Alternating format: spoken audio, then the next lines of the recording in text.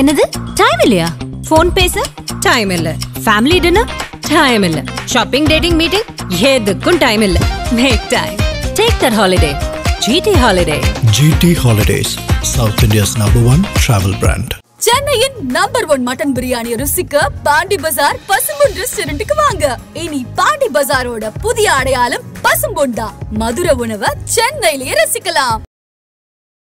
General audience, family audience, ஏன்னா இன்னைக்கு சனிக்கிழமை ஞாயிற்றுக்கிழமை அப்படின்பொழுது இதுதான் ரியலான ஒரு விமர்சனம். அதை தாண்டி இப்போ படம் பார்த்தவர்கள் எல்லா ஸ்க்ரீன்ஸுமே ஃபுல்லு போய் பார்த்தவர்கள் ஏம்பா இதுக்கா இவ்வளோ கூவுனீங்க அப்படின்னு நமக்கு மட்டும் இல்லை ஆடியன்ஸுக்கு. ஆனால் இங்கே ஒரு அருமையான ஒரு மைண்ட் செட்டை மகிழ் திருமணி உருவாக்குனாங்க. அஜித்தை வச்சு படம் பண்ண போகிறேன் அப்படின்னு ஒன்று நான் நினச்சது என்னன்னா, ஒரு மாஸ் கமர்ஷியல் படம், ஒரு ஆக்ஷன் படத்தை பண்ண போகிறோன்னு அப்படி ஒரு கதை தான் ரெடி பண்ணோன்னே இல்லை வேணாங்க மகிழ், எனக்கு காமன் மேனாக காமிங்க நீ அப்படின்னு அவர் சூஸ் பண்ண கதை தான் காமன் மேனாக காமிங்க அப்படின்னு. இதை முழுக்க அஜித்தோட முடிவு தான். ரோகிணி தியேட்டர் வாசலில் ஒரு ரசிகர் சொன்னது என்னடா, பொண்டாட்டி ஊருக்கு போயிட்டா நான் தேடி போகிறேன்னு சொல்லும்பொழுது இந்த விஷயம் தான் ஒரு மாற்றத்தை. நீங்கள் நெகட்டிவாக பார்க்குறீங்களா, அங்கே பாருங்கள் ஒரு ஃபேன்ஸ் அதை பாசிட்டிவாக மாற்றி அந்த ஹீரோவுக்கான மனைவி எனக்கு வேற ஒருத்தர் கூட அஃபேர் இருக்குது, நான் கிளம்பி போகிறேன்னும் பொழுது எந்த கதாநாயகன் ஒத்து பண்ணுவது? ஏங்க அதெல்லாம் முடியாது. ஏன் ஆதன் சினிமா நேயர்களுக்கு அன்பு வணக்கம். நான் உங்கள் செல்வா. இன்றைக்கி நம்ம யார் கூட இருக்கோம் பார்த்தீங்கன்னா திரு செயர்பால் சார் அவர்கள். சார், விடாமுயற்சி பற்றி நிறைய விஷயங்கள் நம்ம பேச போகிறோம். ஸோ விடாமுயற்சி ரிலீஸ் ஆகி 3 நாள் ஆனாமே தியேட்டரில் பரபரப்பாக ஓடிக்கொண்டு இருந்தாலுமே மிக்சட் ரிவ்யூஸ் வரும் சார். அதை எப்படி நீங்கள் பார்க்குறீங்க சார்? இல்லை, அது மிக்சட் ரிவ்யூஸ் வரதான் செய்யும். அதை தாண்டி நீங்கள் முதல் ஒரு நாள் ஃபேன்ஸ் பார்த்து கொண்டாடினாங்க. ஃபர்ஸ்ட் நாள் நீங்கள் அந்த ரிவ்யூலாம் பப்ளிக் ரிவ்யூலாம் ஏற்றுக்கிற மாதிரி இல்லை அப்படின்னாங்க. 2வது நாளும் ஒரு ஃபேன்ஸ் பார்ப்பாங்க அல்லது கலவையான விமர்சனங்கள் வரும்னாங்க. இப்போ இன்றைக்கி ஒரு தியேட்டர் அதிபரிடம் அப்புறமா சில டிஸ்ட்ரிபியூட்டர்கிட்ட பேசும்போது, சார் இன்றைக்கி குறிப்பாக ஜென்ரல் ஆடியன்ஸ், ஃபேமிலி ஆடியன்ஸ், ஏன்னா இன்றைக்கி சனிக்கிழமை, நாளைக்கு ஞாயிற்றுக்கிழமை அப்படின்பொழுது இதுதான் ரியலான ஒரு விமர்சனம். அதை தாண்டி இப்போ படம் பார்த்தவர்கள் எல்லா ஸ்க்ரீன்ஸுமே ஃபுல்லு, எல்லாமே ஃபுல்லு எல்லாம் நல்லா என்ஜாய் பண்ணி படம் பார்க்குறாங்க. யாரும் ஒன்று இதில் சில கருத்துக்கள் நாங்களாக வேலூரில் இருக்கிற ஒரு நண்பர்கிட்ட கேட்டப்போ, நாங்களாக போய் சில இதெல்லாம் கேட்டப்போ அவங்க சொன்ன சின்ன தகவல்கள், இந்த படத்தில் இதெல்லாம் இருந்திருக்கக்கூடாது, இருக்கலாம். ஏன்னா ரியல் ரிவ்யூவர் அவங்க தான் மக்கள் தான் அவங்க சொன்னது தான். இதெல்லாம் தாண்டி படம் ஒரு கொண்டாட்டமான படமாக ஒரு வசூல் ரீதியாக ஒரு பெரிய ஹிட் படமாக கருதப்படுது. ஸோ ரிவ்யூஸ் மிக்சடாக இருந்தாலுமே ஃபேமிலி ஆடியன்ஸ்க்கு அது பிடிச்சிருக்கிறது. ஆமாம் ஆமாம். ஸோ இப்போ ஒரு பக்கம் அஜித் ஃபேன்ஸே ஒரு மாதிரி மிக்சர் ரிவ்யூ கொடுக்குறாங்க, அவங்களுக்கே அந்த படம் பிடிக்காத மாதிரி இருக்குது. அது எப்படி பார்க்குறீங்க? இல்லை, அது சும்மா சோஷியல் மீடியாவில் வரத்தெல்லாம் வச்சு இது பண்ண முடியாது. நம்ம நான் அஜித் ரசிகரோ, விஜய் ரசிகரோ, ரஜினி ரசிகரோ, கமல் ரசிகரோ கிடையாது. ஒரு பத்திரிகையாளராக ஒரு படம் பார்த்த விதத்தில் நான் ஒரு அண்டை மாநிலத்தில் போய் படம் பார்த்தீங்கன்னா ஒரு ஆந்திராவில் பார்க்கும்போது அங்கே தெலுங்கு பேசுகிறவங்களும் தமிழ் பேசுகிறவங்க தெலுங்கு பேசுகிறவங்க அப்படி கொண்டாடிட்டாங்க அந்த படத்தை. ரொம்ப பிரமாதமான கதை அப்படின்னு சொல்லி இது பண்ணிட்டாங்க. அதனால் அந்த ரிவ்யூஸ் வரது அது பார்த்தீங்கன்னா நீங்கள் சோஷியல் மீடியாவில் வர ரிவ்யூஸ்லாம் அது ஒரு கணக்கே கிடையாது. தியேட்டர் முன்னாடி அப்படி கொண்டாடிட்டாங்க. அஜித்துக்கு எப்பவுமே இந்த ஓப்பனிங் கிங்னு வாங்கினீங்களா, அதை ஒவ்வொரு வாட்டியும் நிரூபிக்கிறாரு அவர் கண்டிப்பாக. ஸோ இப்போது அஜித் ரசிகர்கள் பண்ணுறது உண்மையான ரசிகர்கள் பண்ண மாட்டாங்க, ஒரு சில பேர் வேறு தான் பண்ணுறாங்கன்னு சொல்கிறீங்க. இல்லை, உண்மையான ரசிகர்கள் தாண்டி நீங்கள் சோஷியல் மீடியா யார் வேணாலும் ஹேண்டில் பண்ணுறாங்க. 2வது அந்த முகம் தெரியாத ஒரு ஏரியா அதனால தான் பார்த்தீங்கன்னா பெரிய அஜித்தே சோஷியல் மீடியா விட்டுலாம் வெளியே போயிட்டார். சிவகார்த்திகேயன் மாதிரியான ஆர்டிஸ்ட்லாம் எப்போ நாங்களாம் வெளியே போயிட்டாங்கன்னு சொல்லி ஒருக்கிட்ட அது இது அஜித்தே அந்த கார் ரேஸில் சொல்லி சோஷியல் மீடியா தான் இருக்கிறதுல பெரிய இரிட்டேட்டிங்கான ஒரு இதுன்னு கூட இன்டர்வியூ கொடுத்துருந்தாரு. ஆனால் இங்கே குப்பை தொட்டி மாதிரி எல்லாத்தையும் கொட்டுறது எல்லாம் இது ஆகாது, கணக்காகாது. நீங்கள் ஒரு வசூலே பார்த்தீங்கன்னா ஆளுக்கு ஒவ்வொரு வசூல் சொல்லிட்டு இருந்தேன். ஹேட்டர்ஸ் ஒரு வசூல், சோஷியல் மீடியாவில் இது என்னென்னா நமக்கு முன்னாடி இருக்குது ஒரு சிஸ்டம், நம்ம கையில் ஒரு ஃபோன் இருக்குது, இந்த சோஷியல் மீடியாவுக்குள்ள நாம் இருக்கிறோம், நம்முடையதும் நம்ம போடுவோம் அப்படின்ற ஒரு மனநிலை தான் அது. அதை தாண்டி முக்கியமாக ரியலாக ஃபீல்டில் நம்ம விசாரிக்கும் பொழுது இந்த படம் அப்படி ஒன்றும் மோசமான படமோ அல்லது சூப்பர் டூப்பர் ஹிட்டு படமோ கிடையாது. ஒரு ஹிட்டு படம். ஆமாம், அதுதான் முக்கியமான ஒரு விஷயம். Super sir. இப்போது ரிவ்யூஸுமே நிறைய பேர் பார்த்தீங்கன்னா கொஞ்சம் பேட் ரிவ்யூஸ் தான் கொடுக்குறாங்க. ஏன்னா நீங்களே பார்க்குறீங்க நிறைய. இப்போ ஒரு படம் எடுத்துக்கிற போது எப்பயுமே ஃபர்ஸ்ட் ஷோ ஆடியன்ஸ் கொடுக்குறது வேறு, இப்போ ரிவ்யூஸுமே அந்த கமெண்ட்டை கொடுக்கும்போது எப்படி பார்க்குறீங்க? இல்லை, அது தவறான ஒரு விஷயம். நீங்கள் உண்மையிலே நீங்கள் ஒரு படத்துக்கு நான் பேர் சொல்ல விரும்பல, அந்த படம் அது அடிக்க போகுது, இது அடிக்க போகுது, ஆக போக அந்த படம் கொரியாவில் பேச போகுது, அப்புறமா வியட்நாமில் 8 ஸ்க்ரீன் போட்டுக்கிட்டு இருக்கும்போது இது ஆட்டோமேட்டிக்காக அந்த மனநிலை என்ன மாறும்னா, ரிவ்யூ பண்ணுற நமக்கே பத்திரிகையாளருக்கு இதெல்லாம் அந்த படத்தில் என்ன தெரியாது நமக்கு. கத்திரிக்காய் முத்தினா கடத்தருவுக்கு வந்தாலும் கடத்தருவுக்கு வந்த பிறகு தான் தெரியும் நமக்கு. அதுக்கு முன்னாடி என்னன்னே தெரியாது. போய் பார்த்தவர்கள் ஏன்பா இதுக்கா இவ்வளோ கூவுனீங்க அப்படின்னு நமக்கு மட்டும் இல்லை ஆடியன்ஸுக்கு. ஆனால் இங்கே ஒரு அருமையான ஒரு மைண்ட் செட்டை வந்து மகிழ் திருமணி உருவாக்குனார். கண்டிப்பாக சார். இது ஒன்றும் அதெல்லாம் கிடையாதுங்க, நீங்கள் சாதாரணமாக வாங்க, பில்டப் கிடையாது, ஓப்பனிங் சாங் கிடையாது, பஞ்ச் டைலாக் கிடையாதுன்னு. அதுதான் இந்த படத்தினுடைய மிகப்பெரிய பலம்னு நான் நம்புறேன். ஒரு ஹீரோ இன்ட்ரோவே பார்த்தீங்கன்னா ஒரு பொட்டி தள்ளிட்டு அவர் பாட்டு ஏறி போய்கிட்டே இருக்கும். கண்டிப்பாக அது ஒவ்வொரு இன்டர்வியூமே மகிழ் திருமணி சொல்லியிருப்பாரு, எக்ஸ்பெக்டேஷன் இல்லாமல் வாங்க படம் சூப்பராக இருக்குது. இன்னொரு விஷயம் சார், இப்போ இந்த ஆஃப்டர் இன்ட்ரோலுக்கு அப்புறம் இந்த கார் சேஸ் சீன், காரில் ஒரு ஃபைட் சீன்ஸ் இருக்கும், அந்த பிஜிஎம்மோட பார்க்கும்போது கொஞ்சம் கூஸ் பம்ப்ஸான சீன்ஸ், அந்த மாதிரி சீன்ஸ் அதிகமாக இருந்ததா ஒரு வேளை அஜித் ரசிகர்களுக்கு ரொம்ப வரவேற்பட்டிருக்கும்னு நினைக்கிறீங்களா? நிச்சயமாக. நானே கூட என் ரிவ்யூவில் சொல்லியிருந்தேன் வந்து முதல் 20 நிமிஷம் உண்மையில் லேக் தான். அது ஒரு 20 நிமிஷத்துக்கு வந்து ஒரு லவ்வும் ஒரு திருமணத்தையும் வந்து ஒரு ஃப்ளாஷ்பேக்கில் போயிட்டு மறுபடியும் சொல்கிறதுக்கு ஏன் வந்து ஒரு 2.5 மணி நேரம் படத்தில் நறுக்கு சொல்ல 2 மணி நேரமாக கொடுத்துருந்தா கொண்டாடி இருப்பாங்களே சொல்கிற மாதிரி.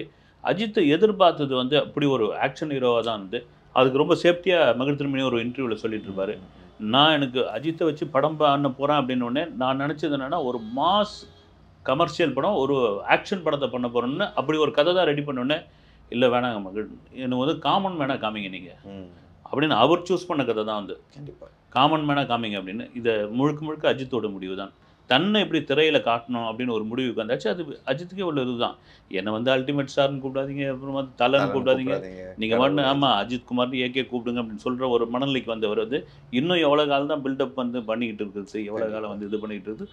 சாதாரணமாக ஒரு போகிற போக்கில் ஒரு கதையை சொல்லிட்டு போகிறோம், போகிற போக்கில் ஒரு ஹீரோவோட இன்ட்ரோ இருந்துட்டு போகட்டுமே அப்படின்ற மாதிரி தான் அது. கண்டிப்பாக சார். இன்னொரு விஷயம் என்னன்னா, மங்காத்தில் வந்து பார்த்தீங்கன்னா ஒரு சீனில் வைபோ அடித்ததுக்கு வந்து ஆடியன்ஸில் பெரிய ஒரு இதாகச்சு. ஸோ இந்த படத்தில் வந்து பார்த்தீங்கன்னா எல்லாருமே வந்து அஜித்குமார் அவர்கள் அடிக்கிறதுமே வந்து ஒரு பெரிய மைனஸ் பாயிண்ட்டாக இருக்குமோ ஃபேன்ஸ் இல்லை? அதையும் வந்து சில பேர் வந்து ஜென்ரலான ஆடியன்ஸ் சொல்லியிருக்காங்க, எப்படி இதை ஒத்துக்கிட்டாரு, ஏன் இப்படி நடிச்சிருக்காரு அப்படின்னு நீங்கள் கேட்டது நல்ல கேள்வி. வந்து சொன்ன மாதிரி ஒரு ஹீரோவுக்கான ஒரு பிம்பம்னு ஒன்று இருக்குது. என்னதான் இறங்கினாங்களோ சொல்லிடுவாங்கல்ல ஊரில் கூட பார்த்தீங்கன்னா ரொம்ப இறங்கிடாதீங்கன்னு வாங்க. ஒரு விஷயத்துலேருந்து ரொம்ப இறங்கிடாது, இவர் ரொம்ப இறங்கிட்டாருன்னு தோணுது வந்து. ஆனால் அதையும் கூட ஓகே பண்ணுறாங்க வந்து. ஒரு அவ்வளோ பெரிய மாஸ் ஹீரோ, ஆனால் இதுக்கு எப்படியா ஒத்துக்கினாருன்னு வந்து. ஆனால் சினிமாவுக்கான சில விஷயங்கள்னு இருக்குது, நீங்கள் சொல்கிற மாதிரி அதை கொஞ்சம் மாற்றிருக்கலாம் அப்படின்னு. ஏன்னா முழுக்க இந்த படம் வந்து அப்படி ஆகோ இதில் வந்து நெகட்டிவே கிடையாது அப்படின்னு சொல்ல முடியாது. நீங்கள் சொல்கிற மாதிரி நெகட்டிவாக இருக்குது, நிறைய பாசிட்டிவாக இருக்குது. அதையெல்லாம் தாண்டி ஃபேன்ஸும் கொண்டாடுறாங்க, ஜென்ரல் ஆடியன்ஸும் கொண்டாடுறாங்க. அதுதான் மெயினான பாயிண்ட். Super sir. இன்னொரு விஷயம் என்ன சார், அஜித் இப்போ வர காலங்களில் படங்கள் செலக்ட் பண்ணுறது வந்து அவருக்காண்டி செலக்ட் பண்ணுறாரா இல்லை அவரோட ஃபேன்ஸ்காண்டி செலக்ட் பண்ணுறாருன்னு நினைக்கிறீங்களா சார்? இல்லை, மேபி வந்து இந்த படம் அவருக்காக செலக்ட் பண்ணதாக தான் எனக்கு தோணுது வந்து. ஒரு வேளை குட் பை டாக்லி வந்து ஃபேன்ஸுக்காக, ஏன்னா பார்த்தாலே வந்து அவர் அந்த டாட்டூ குத்திக்கிட்டு இருக்குது, அப்புறமா அந்த ட்ரெஸ் கெட்டப் எல்லாமே இருக்குது. அவரே கூட ஆதிக் ரவிச்சந்திரன் கூட இந்த படம் பார்த்துட்டு ஒரு பதிவு ஒன்று போட்டிருந்தார் வந்து, நான் ஒரு ஃபேன் பாயாக இருந்தவன், ஒரு தேட்டராக போய் கொடி கட்டிக்கிட்டு இருந்தேன், அவருடைய போஸ்டர் ஒட்டிக்கிட்டு இருந்தேன், இன்னைக்கு அவர் படத்தையே டைரக்ட் பண்ண வந்திருக்குன்னா அப்படின்னு. ஒரு ஃபேன் பாய் ஒரு டைரக்டர் இடத்துல நின்று ஒரு ஹீரோடைய படத்தை டைரக்ட் பண்ணியிருந்தா முழுக்க ஃபேன்ஸை மனசில் வச்சு படமாக தான் அது இருக்கும். அது படத்தில் வந்து பார்த்தீங்கன்னா சார், அந்த டீட்டெயிலிங் நீங்களே பார்த்துருப்பீங்க. அஜித்குமார் அவர்களுக்கும் த்ரிஷாவுக்கும் கொடுத்ததை விட ரெஜினா கேசன்ட்ரிக்கு அந்த டீட்டெயிலிங் நிறையா கொடுத்துருப்பாங்க. இன்னும் கொஞ்சம் அஜித்துக்கும் இல்லை த்ரிஷாவுக்கும் அந்த டீட்டெயிலிங் கொடுத்துருக்கலாம்னு நினைக்கிறீங்களா? இல்லை, அது ஒரு ஹீரோ முடிவு பண்ணுறது தான். வந்து நீங்கள் நான் திரும்ப சொல்கிறது தானே, ஒரு காட்சியில் ஹீரோவுக்கு பின்னாடி, அதுவும் மாஸ் ஹீரோவுக்கு பின்னாடி ஒரு 10 பேர் நிற்கிறாங்க அப்படின்னா அதை அந்த ஹீரோ முடிவு பண்ணுறது தான். அவர் சும்மா சொல்லியிருந்த படத்தினுடைய கதாநாயகி, ஆனால் அஜித் பொதுவாகவே சொல்லுவாங்க ஒரு இன்டர்வியூவில், இந்த படத்துடைய கதாநாயகி வந்து டைரக்டர்லாம் தேர்வு பண்ணார், நாங்களாம் ஒன்றும் கிடையாது, அதெல்லாம் ஒன்றும் கிடையாது, பின்னாடி நிற்கக்கூடிய 10 பேரை வந்து இவர் கரெக்டாக எடுத்துக்கலாமா அப்படின்னு. இந்த இடத்துல பார்த்தீங்கன்னா தனக்கோ தன்னுடைய கதாநாயகிக்கோ இல்லாத ஒரு விஷயத்தை ஒரு வில்லிக்கு கொடுத்துருக்காங்க அப்படின்போது அது ஹீரோவுடைய முக்கியமான விஷயம். கதை அது கேட்குது அப்படின்னு. அதே கூட சில பேர் என்ன சொல்லியிருக்காங்க, அர்ஜுன் ஆகட்டும் ரஜினா ஆகட்டும் 2 பேருமே வந்து ஒரு பைத்தியம் மாதிரி இருக்காங்க, ஆனால் பார்த்தீங்கன்னா ப்ரில்லியண்ட்டான வேலைலாம் பண்ணிக்கிட்டு இருக்காங்க அப்படின்ற ஒரு கேள்வியாக இருக்குது.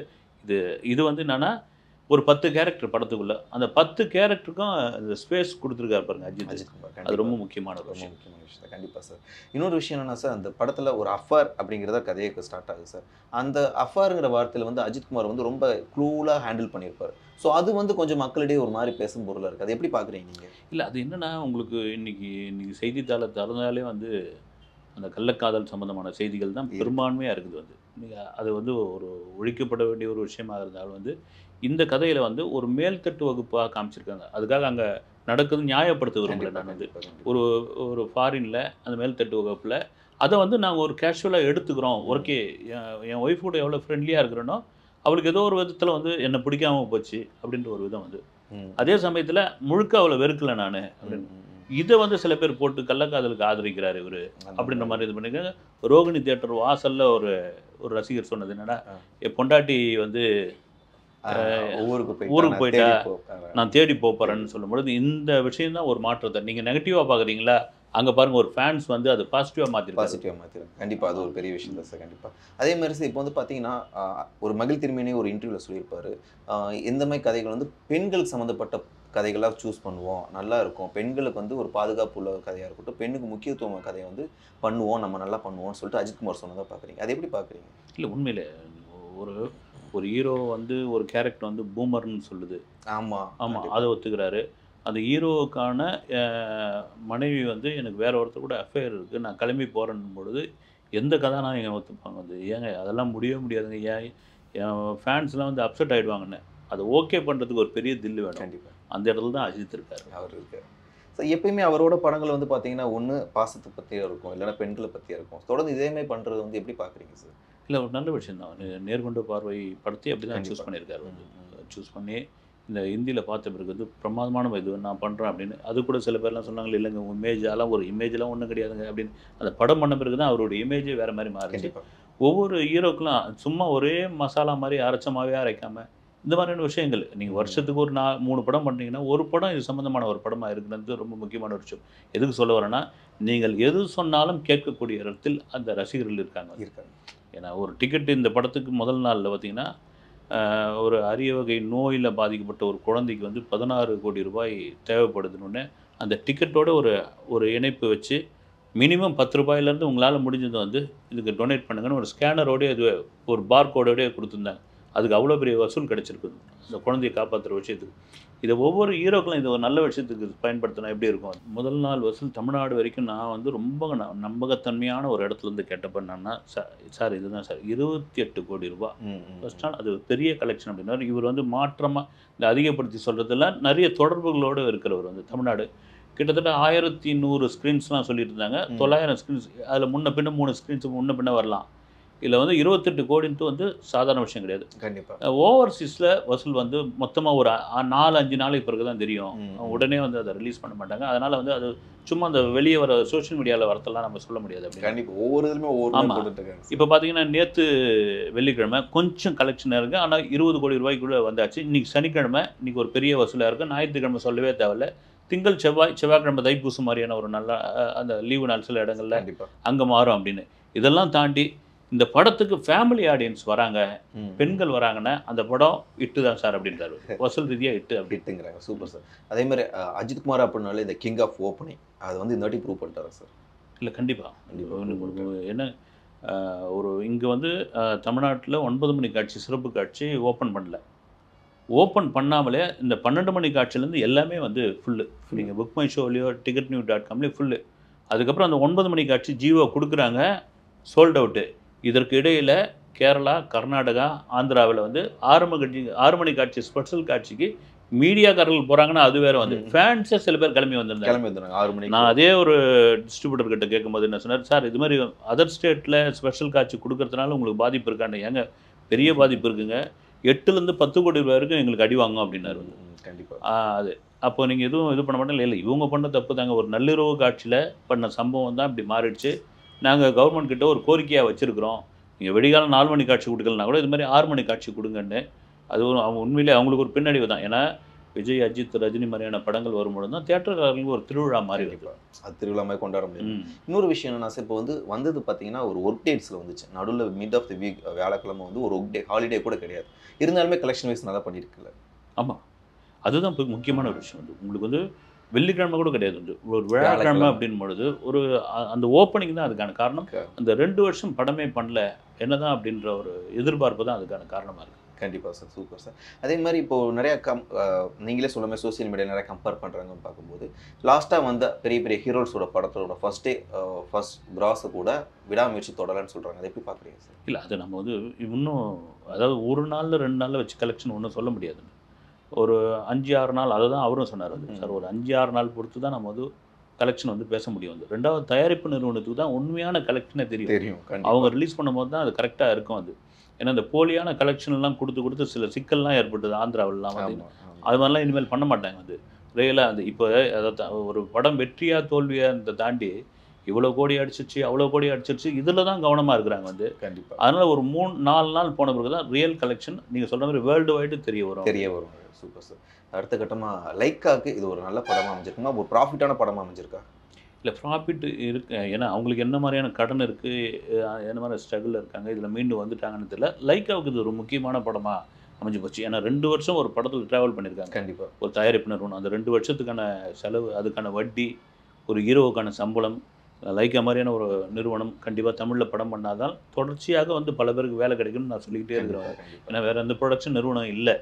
ஆனால் அவங்களுக்கு வந்து ஒரு ஹாப்பியாக தான் இருப்பாங்க வந்து. கண்டிப்பாக சார். ஏன்னா லைக்கோட ஃபியூச்சர் பிளான்ஸ் எப்படி சார் இருக்கு? நான் லாஸ்ட்டாக அவங்களோட ஒரு 4 படமே வந்து கொஞ்சம் ஹெவி லாஸ் தான் ஆகிருக்கு. இந்தியன் 2லேருந்து நிறைய படங்களுமே வந்து கொஞ்சம் ஹெவி லாஸ்லாம் ஆகிருக்கு. ஸோ இந்த படம் வந்து அவங்களுக்கு அடுத்த கட்டமாக அடுத்த படத்தை ப்ரொடக்ஷன்ஸ் பண்ணுறதுக்கு மோட்டிவாக இருக்குமா, எப்படி அவ்வளோ பிளான் பண்ணியிருக்காங்க? ஆக்சுவலாக நான் கேள்விப்பட்டது என்னென்னா, இனிமேல் வந்து ரொம்ப பெரிய பட்ஜெட்டில் எதுவும் வந்து அந்த பரிட்சார்த்த முறைன்னு வாங்க இல்லைங்களா, அந்த மாதிரிலாம் எதுவும் பண்ணாமல் ஒரு மீடியம் பட்ஜெட்டில் கதைக்கு முக்கியத்துவம் கொடுத்து நிறைய இயக்குநர்கள்கிட்ட, புதுமுக இயக்குநர்கள்கிட்ட நம்ம வந்து படம் பண்ணுவோம், ட்ராவல் பண்ணுவோம். ஒரே படத்தில் 200 கோடி ரூபா போடுறத விட ஒரு 20 படத்துக்கு அந்த 200 கோடி ரூபா செலவு பண்ணால் எப்படி இருக்கும் அப்படின்ற மாதிரியான ஒரு விஷயம் பண்ணியிருக்காங்க. இது வரவேற்கக்கூடிய ஒரு விஷயம். கண்டிப்பாக சார். ஒரு இதனால் வந்து வரப்போகிற டேரக்டர்ஸ்க்கு நல்ல, ஆமாம், வரப்போகிற டேரக்டர்ஸ்க்கு நிறைய பேருக்கு வேலை கிடைக்கும், நிறைய டெக்னீஷியன்ஸ் உருவாங்க, நிறைய பேருக்கு நடிக்க வாய்ப்பு கிடைக்கும், நல்ல நல்ல கதைகள் வரும். ஒரு 20 படத்தில் 10 படம் ஃபெயிலியர் ஆனால் கூட ஒரு 10 படம் ஹிட்னு வச்சுங்க. ரப்பர் பந்து மாதிரியான படங்கள்லாம் எதிர்பார்க்கவே இல்லைங்க. அந்த மாதிரியான ஒரு படம் மாட்டுச்சுன்னா என்ன பண்ணுவாங்க? அதனால் வந்து ரொம்ப போய் இந்த பெரிய விஷயத்தில் போய் மாற்றத்தை விட சின்ன சின்ன படங்கள், மீடியம் படங்கள் பண்ணுவோம் அப்படின்ற ஒரு லைனப்பில் அவங்க இருக்கிறதா ஒரு தகவல். Super sir. அடுத்த கட்டமாக குட் பேட் அக்லி பற்றி பேசுவோம் sir. Mythri films good bad அக்லியோட எக்ஸ்பெக்டேஷன்ஸ் எப்படி சார் இருக்கு? ஏன்னா இப்போ விடாமுயற்சி பார்த்துட்டு வந்து ரிவ்யூஸ் எங்களுக்கு கிடைச்ச நியூஸ் பிறகு என்ன சொல்கிறாங்கன்னா, குட் பேட் அக்லியோட ஓடிடி ரைட்ஸ் வந்து ரொம்ப கம்மி ரேட்டுக்கு பேசுகிற மாதிரி ஒரு சில தகவல் வருது. அதை நீங்கள் எப்படி பார்க்குறீங்க? இல்லை, ஓடிடி வியாபாரமே இப்போ வேறு மாதிரி மாறிடுச்சு. பெரிய ஹீரோவாக இருந்தாலும் சரி, இப்போ அஜித் மாதிரி, விஜய் மாதிரியான ஹீரோக்களுக்கு முதல்ல பேசிடுறாங்க. மற்ற யாராக இருந்தாலும் முதல்ல தேட்டரில் போகட்டும், ரெஸ்பான்ஸ் எப்படி இருக்குதுன்னு பார்த்து அதுக்கப்புறம் பேசுவாங்க. அது ஒரு தனி வியாபாரமாக மாறிடுச்சு. முதல்ல ஆரம்பத்தில் இருந்தது. இதெல்லாம் மீறி வந்து இந்த ஒரு படம் வந்து ரொம்ப, அதாவது விடாமுயற்சி அற்ற ஃப்ளாப்புங்க அப்படின்னா நீங்கள் குட் பேட் அக்லிக்கு ஒரு பெரிய பின்னடைவுன்னு இருக்கும். இது நீங்கள் சொன்ன மாதிரி ஒரு மிக்சடான ஒரு ரிவ்யூ வருது. வந்து அப்படி ஒன்றும் மோசமான படம் இல்லைன்னு பொழுது, இந்த படம் வேற ஒரு ஜானர். மகிழ் வந்து அஜித்தை வந்து வேற ஒரு கிளாஸாக காமிச்சிட்டார் அப்படின்போது, அதில் ஒரு மாசா, ஒரு ஃபேன் பாயா, ஒரு என்ன மாதிரியான ஒரு விஷயத்தை வந்து அங்கே சம்பவம் பண்ணியிருக்க போகிறாரு அப்படின்னும் போது அதுக்கு ஒரு பெரிய எதிர்பார்ப்பு இருக்கும். நீங்கள் சொன்ன மாதிரி தான் அவருக்காக ஒரு படமும் ஃபேன்ஸுக்காக ஒரு படம் பண்ணிருக்கும்போது குட் பேட் அக்லிக்கு வந்து ஒரு பெரிய எதிர்பார்ப்பு உண்டாக்க வைக்கணும்னு அவங்க முடிவு பண்ணிவிடுவாங்க. கண்டிப்பாக. குட் பேட் அக்லி எந்த மாதிரி படமாக வரும் சார்? மேபி அது சொல்லுவேன். அந்த போஸ்டர்ஸ்லாம் பார்க்கும்போது நமக்கு என்ன தெரியுதுன்னா, ஒரு சொன்ன மாதிரி வந்து ஒரு ஜாலியான படமாக, மார்க்கண்டனி மாதிரி அவர் தான் ஒரு இன்டர்வியூலேயே கொடுத்துருந்தார். மார்க்கண்டனி மாதிரி ஒரு 10 மடங்கு இந்த படம் இருக்கும் அப்படின்னு. அந்த 2K கிட்ஸ் பல்ஸை பிடிச்சி ஒரு படம் பண்ணக்கூடியவர் தான் ஆதிக் ரவிச்சந்திரன். கண்டிப்பாக. So good bad ugly team இருந்தது நம்ம இன்னும் கொஞ்சம் எதிர்பார்க்கலாம்.